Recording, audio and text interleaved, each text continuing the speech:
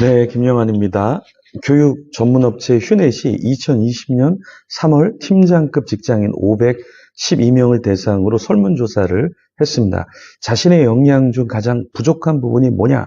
이렇게 물었는데요. 1위가 34.4%로 커뮤니케이션이 부족하다. 이렇게 이야기를 했습니다. 팀장은 조직 내에서 팀원들과 같이 소통하는 일을 해내야 하잖아요. 그런데 오히려 그 소통이 가장 어렵다. 이렇게 이야기를 했습니다.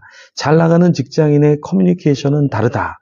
이 책을 쓴 한수정, 조양지 공저자들은 직장 내에서 커뮤니케이션이 아주 중요하다. 이렇게 강조를 했는데요.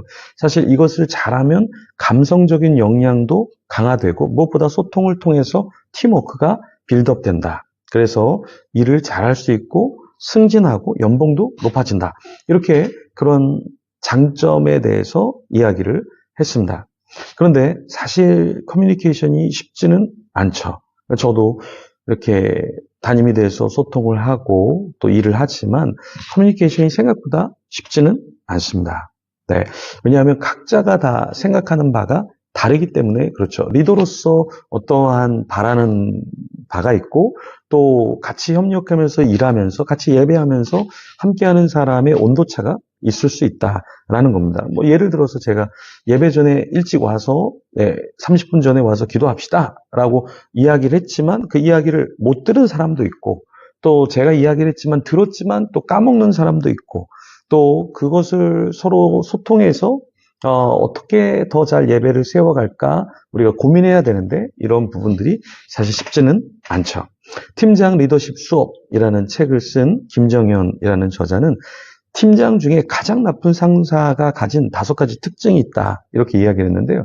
그 내용의 5위는 본인 입속만 챙기는 상사, 4위는 사내 정치에만 몰두하고 후배와 일은 뒷전인 상사, 3위가 불평만 하고 칭찬에는 인색한 상사, 2위가 책임을 후배에게 떠넘기는 상사, 1위가 업무 배분을 제대로 못하는 상사 이렇게 이야기를 했습니다. 이 내용은 TV 프로그램에서 꼴불견 상사 5위에서 1위를 뽑은 것인데요.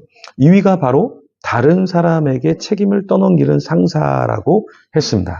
오늘 본문의 유다는 한 가정의 팀장이었어요. 그죠? 그런데 오늘 어떤 일이 벌어지자 꼬리 자르기를 하려고 했고 회피하려고 했죠. 소통하려고 하지 않았습니다. 창세기 38장 24절에서 30절 말씀 같이 보겠는데요. 먼저 24절에서 26절 같이 읽어보겠습니다. 석 달쯤 후에 어떤 사람이 유다에게 일러 말하되 내 며느리 다말이 행음하였고 그 행음함으로 말미암아 임신하였느니라. 유다가 이르되 그를 끌어내어 불사르라. 여인이 끌려 나갈 때 사람을 보내어 시아버지에게 이르되 이 물건 임자로 말미암아 임신하였나이다. 청하건대 보소서 이 도장과 그 끈과 지팡이가 누구의 것이니까 한지라. 유다가 그것들을 알아보고 이르되 그는 나보다 옳도다. 내가 그를 내 아들 셀라에게 주지 아니하였음이로다 하고 다시는 그를 가까이 하지 아니하였더라. 유다와 다말이 동침한 사건 이후에 3개월쯤 지났을 때 어떤 일이 있었죠? 누군가 유다에게 다말이 행음해서 임신을 했다. 살짝 알려주었죠. 그랬을 때 유다는 굉장히 화가 났을 겁니다. 그래서 다말을 불렀죠. 그리고 꾸짖었을 겁니다. 그런데 이 다말이 왜 이렇게 행동했을까 우리가 좀 생각을 해봐야 하는데요. 다말은 사실은 결혼하고 싶어 했죠. 그래서 막내 아들인 셀라와 결혼을 하고 싶어 했지만 유다가 그 아들을 주지 않았습니다. 그렇게 하자 어떻게 됐죠? 네, 창녀로 꾸미고 유다와 행음을 하게 되었던 것이죠. 제가 어떤 중독에 빠진 사람을 상담을 했는데요. 이렇게 젊은 BJ라고 해서 방송을 하는 그 여자들이 있는데요. 그 여자 중에 한 명에게 돈을 1억 원 정도를 돈을 준 거예요. 그리고 나서 돈이 없으니까 사채로 또 빌려서 돈을 준 거예요. 나중에는 이제 더 이상은 안 하겠다. 그래서 제가 상담하면서도 안 한다, 안 하고 있다라고 했는데 부모와 같이 상담을 하는데 최근에 5일 동안에도 5천만 원을 대출을 받아서 그렇게 줬다라는 거예요. 근데 이야기를 쭉 해보니까 왜 이 사람이 이렇게 되었는가 개인적으로 1대1로 상담할 때 이런 얘기를 들었습니다. 자기가 결혼하고자 하는 사람이 있었는데 부모가 그 여자를 반대했다라는 거예요. 직업이 안 좋다, 나이가 이렇다. 그래서 반대를 했다는 거예요. 언제 이런 중독이 없었느냐라고 하니까 그 사람과 교제할 때는 없었는데 부모에 의해서 헤어지면서 다시 이 중독의 성향이 있게 되었다라는 이야기를 했습니다. 분명히 이 젊은이에게도 문제가 있었지만 사실은 그 부모에게도 문제가 없지는 않았다라는 거예요. 그래서 중독을 상담할 때 부모와 같이 상담하는 경우가 많은데요. 왜냐하면 우리가 생각할 땐 이 사람만 잘못한 것 같아요. 유다가 볼 때 다말을 보면 다말 끌어내. 어떻게 이렇게 행음을 할 수 있어? 넌 굉장히 큰 문제가 있는 사람이야. 이렇게 볼 수 있지만 사실은 다말에게만 문제가 있는 게 아니라 유다에게도 문제가 있었다라는 것입니다. 우리가 중독을 상담할 때 상담을 해보면 대부분 자녀에게 문제가 있는 게 아니라 부모에게도 상당히 문제가 있습니다.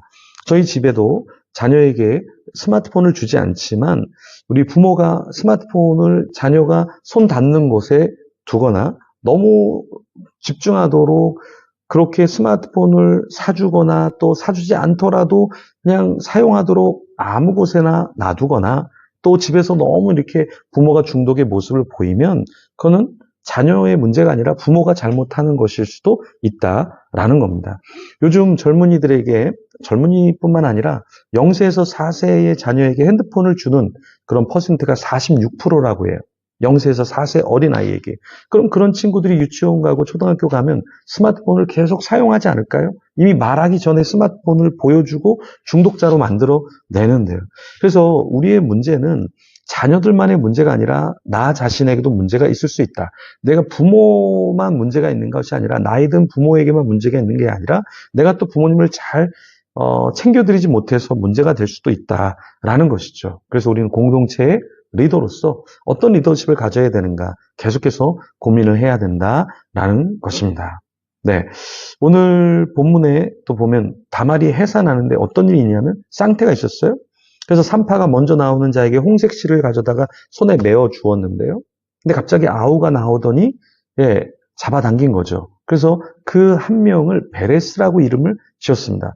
그러니까 그 베레스라는 이름의 뜻은 무엇이냐면 터지고 나오다, 터쳐 나오다 이런 뜻이에요. 그리고 뒤에 모습이 빛나고 있는 자녀가 있었는데 아기가 있었는데 그 이름을 세라라고 이름을 지었습니다. 원래는 세라가 먼저 나와야 하는데 이 베레스가 터쳐 나오듯이 먼저 나오려고 안간힘을 쓰고 앞으로 나온 것이죠. 우리가 야곱도 형을 붙잡고 이렇게 나온 존재였잖아요. 네, 어떤 인생에서 부귀와 영화와 어떤 물질과 인기만 붙잡는 자가 아니라 우리가 하나님을 더 사랑하는 그 마음을 갖고 영적인 것들을 좀 더 붙잡고 나오는 자가 되면 어떨까요? 중독을 붙잡고 나오고 네, 나의 어떠한 탐욕을 붙잡고 나오는 자가 아니라 좀 더 영적인 거, 내가 더 다른 사람들보다 기도를 많이 해야지, 찬양을 많이 해야지, 하나님을 더 사랑해야지 이런 마음을 우리가 더 품으면 좋겠습니다. 그래서 우리 자신을 돌아보면서 나는 어떠한 리더십을 가져야 되는가, 어떻게 소통을 잘하고 또 자녀들을 케어해주고 배우자를 케어해주고 내가 부모님을 케어해주고 나는 어떻게 인생을 살아야 할까 우리가 좀 더 고민하면 좋겠습니다. 이 시간에 우리 자신을 돌아보면서 나는 중독적인 요소는 없고 나의 리더십은 어떤가 우리 자신을 좀 돌아보면서 같이 기도하며 하나님 앞에 나아가겠습니다.